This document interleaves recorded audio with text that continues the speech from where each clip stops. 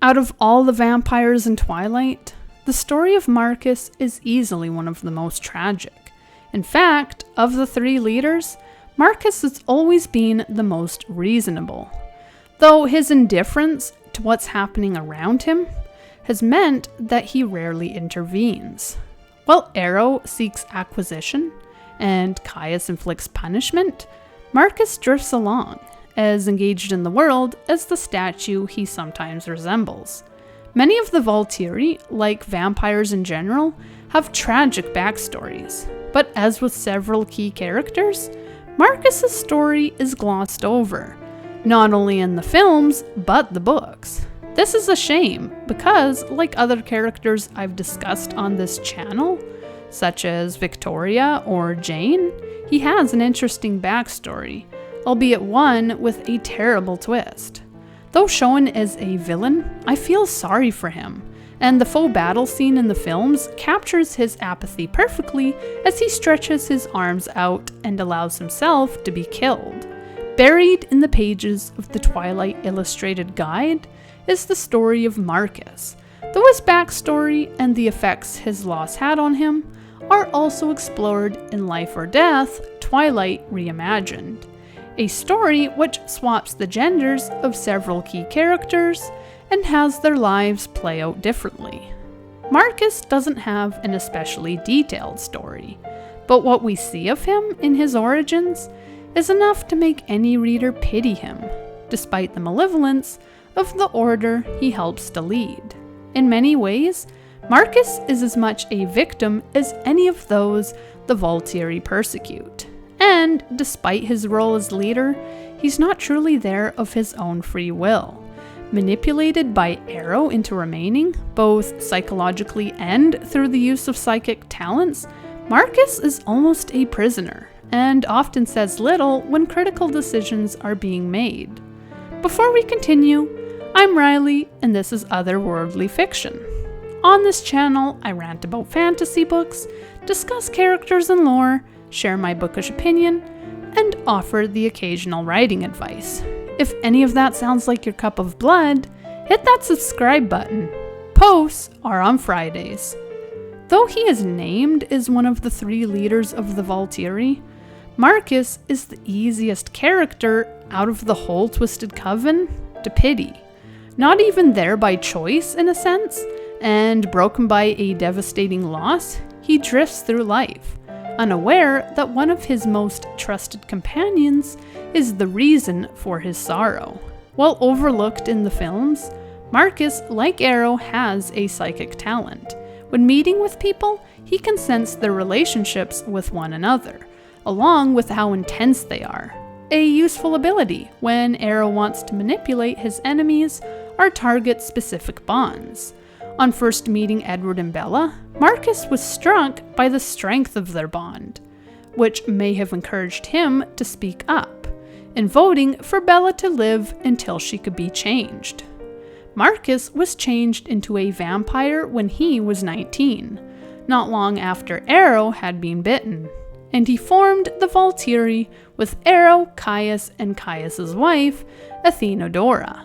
At first, Marcus was eager, and he even inspired a holiday within the walls of Volterra, the St. Marcus Day festival, named Marcus, ironically enough, as a hero who drove all the vampires from the city's walls.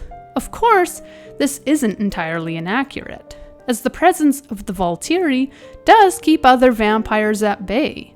Hunting within the city is actually forbidden, making it, if you're human, the safest place if you want to avoid being attacked. Marcus's role seemed set, but everything changed when Aro made a choice. Given the strength of his own gift, Aro wondered if he shouldn't look closer to home in his quest to acquire those with talents. Selecting from his human family his biological sister, Aro bit her. As it turned out, Didme, like her brother, did have a power, though it might not have been the talent Aro was expecting. Didme's gift was simple. She had the ability to make those around her happy, and it wasn't long before Marcus was affected. Marcus and Didme became mates, and after some time elapsed, they realized that their goals no longer aligned with Arrow's. Not interested in leading the Volturi, they went to Arrow to announce their intentions of leaving and beginning a life on their own. Arrow was crushed. Marcus was a huge asset to him, but he consented to their plan. Sadly, this was no more than a smokescreen, because when Arrow managed to catch Didmi alone, he killed her. On learning of her death, Marcus was devastated. There is nothing worse for a vampire than to lose their mate, and Marcus became indifferent. He never knew that Arrow was the cause of Didmi's death, and he was manipulated into remaining despite how empty he felt. Chelsea, one of the vampires within the coven, had the talent of creating loyalty in those she affected, creating an unparalleled devotion in all those who served the Volturi. At Arrow's order, she tethered Marcus to the Volturi, instilling in him a sense of loyalty, as she'd done with so many others. And, none the wiser, Marcus remained, either hoping to ease Marcus's suffering, or hoping to regain something of his former comrade Spark. Arrow offered to Marcus the talents of Corin. Like Didmi, Corin had a similar gift of creating happiness in others, but Marcus turned the offer down. Instead, Corin was relegated to keeping the wives, Sepulchia and Athenadora, content in their tower. While to date, Marcus has never learned the truth about who killed his wife, this is something I'd like to see addressed in a sequel series, especially if Meyer writes a story in which the Volturi are finally defeated. In my mind, just as Arrow has the hero cornered, Marcus will swoop in and enact revenge. Going by Victoria's behavior, it's not unusual for vampires to go into a frenzy to avenge their partners, and having the goal of destroying Arrow could be exactly what Marcus needs to regain his spark. Interestingly, Twilight's alternative story, Life and Death, does have Marcus discover the truth, and predictably, he destroys Arrow, before continuing to run the Volturi alongside Athenadora and Sepulchia. Ironically, it is Sepulchia, Arrow's wife, who tells Marcus the truth, and she seems eager enough to help Marcus destroy her partner.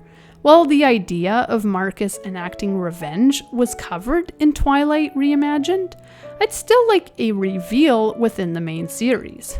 Chances are, many Twihards don't know Marcus's story. It isn't covered in the films or books, though his apathetic manner is made clear, and for many it would be a good plot twist, especially if it meant that Marcus could contribute to the Volturi's ultimate downfall, whether in a flashback within the new TV show, a sequel series, or a novella told from Marcus's point of view. I'd like to see a deeper exploration of his character. His story is a tragic one, but it raises questions too. Who did Arrow blame for Didmi's death? Did Marcus see her body? And if so, how did Arrow conceal his scent? Arrow would have had to be especially crafty to engineer his sister's death, and a standalone story or flashbook could address what lengths he went to. An exploration of Marcus's story would open up Arrow's as well, as we could see him grapple with his guilt over what he did, assuming he had any to begin with. Furthermore, there's the implication that the wives who remain aren't happy. Confined to a tower, with a vampire specifically used to keep them content, they are expected to hide away for eternity while their husbands go on missions and make the big decisions. Though protected, they are treated as little more than relics. With less autonomy than anyone, the wives are no better than prisoners. But if anyone would respect their equality, it would be Marcus, and seeing him team up with the wives to destroy Arrow at last can make for a satisfying conclusion to a sequel series. Whatever the case, we'll have to wait and see if Meyer does anything else with the character, or revisits the world at all. Marcus has one of the more tragic backstories on this list, but there's still plenty to explore. From what his human life entailed, to what will happen if he learns the truth, Marcus feels like a Chekhov's gun still waiting to be fired. What did you think of Marcus's story? Would you like to see his character or life explored in greater detail? Would you like to see him take down Arrow in a sequel series? Sound off in the comments. And if you enjoyed this video, like and subscribe. Thank you for watching, and happy reading!